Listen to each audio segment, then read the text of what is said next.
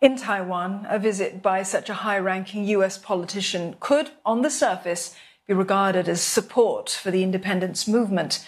But as Victoria Jen reports, it could also be destabilising if it resulted in a swift deterioration in US-China relations.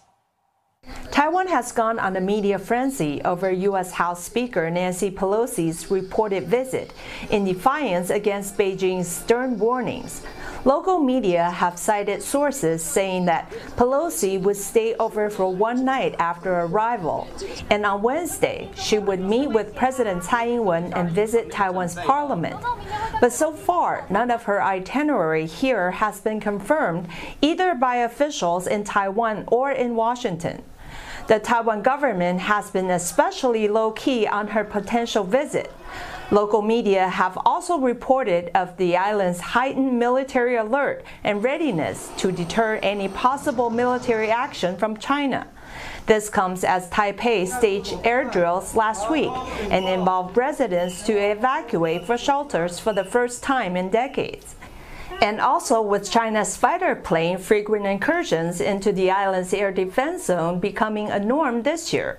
Already as a sign of retaliation, China's custom authorities have suddenly banned over 100 food imports from Taiwan overnight without formal notice or announcement. There is speculation that Beijing may impose more trade sanctions against the island. Pelosi had wanted to show unwavering U.S. support for the island through the visit. This despite concerns from the White House following last Friday's phone call between U.S. President Joe Biden and Chinese President Xi Jinping. Taiwan's public opinions, however, appear divided over her visit.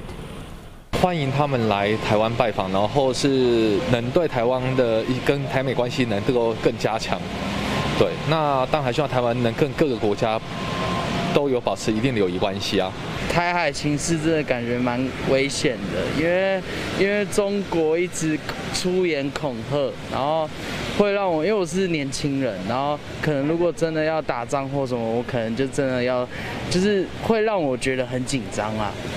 Pelosi's surprise visit to Taiwan may well score a victory for the U.S. Congress and Pelosi herself, but analysts say it's a bad move for the future development of U.S.-China ties and cross-strait relations.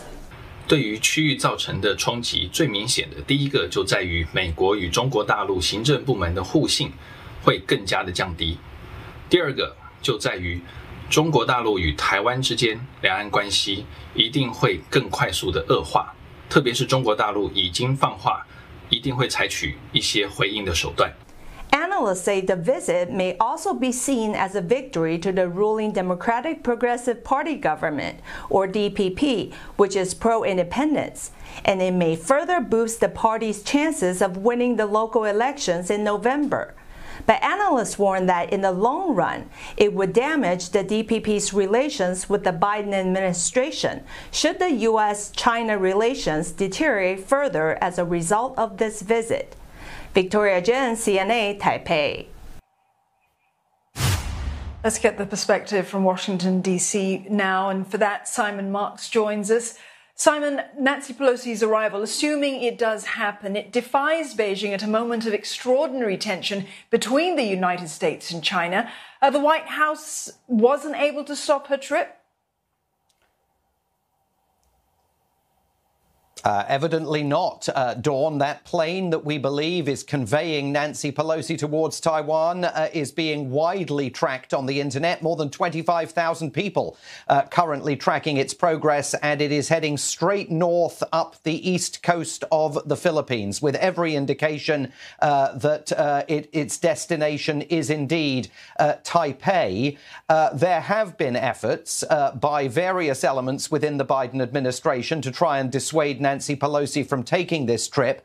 President Biden himself disclosed a couple of weeks ago that officials that he didn't name within the U.S. Department of Defense had said that they opposed the idea of the trip at this time, describing it as not helpful.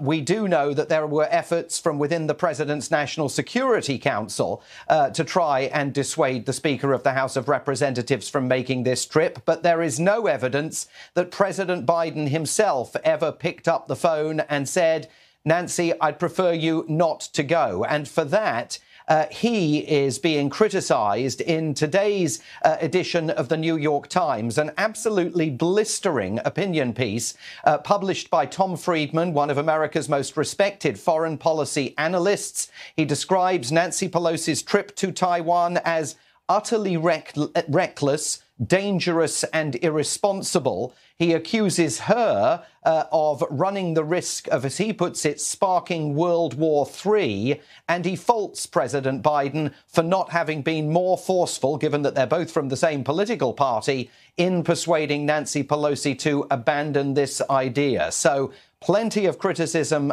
piling up here at home, although Nancy Pelosi has a long track record of expressing pro-democracy views when it comes to Taiwan and China itself, and the US now bracing for whatever kind of response this elicits after National Security spokesman John Kirby yesterday urged the Chinese to cool their response to this, saying there was nothing essentially new in the speaker's visit. Nothing in American policy was changing as a result of it.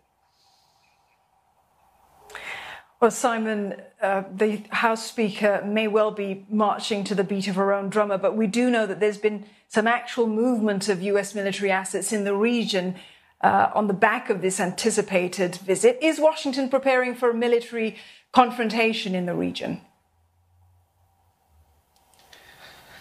That they are professing that they hope that there will be no military confrontation in the region, as I say, urging the Chinese to cool any kind of response to this. But they are certainly braced for some kind of possible military action by the Chinese. We've seen reports of three US aircraft carriers moving into the region. There is talk here of a special operation being mounted at the Department of Defense to track Nancy Pelosi's flight. It's a military aircraft that she's believed to be traveling on, and to make sure that her safety is guaranteed and that there are no efforts in any way to disrupt that flight as her journey continues. But more broadly than that, they also have to worry here about the longer-term implications of all of this. And again, Tom Friedman, writing in the New York Times, says that at a time when the Biden administration is substantially focused still on Russia's war in Ukraine,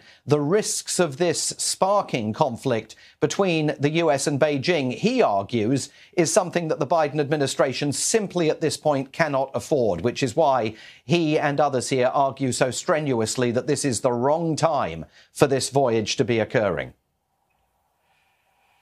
Simon, thank you for that. Simon Marks there reporting live from Washington, D.C.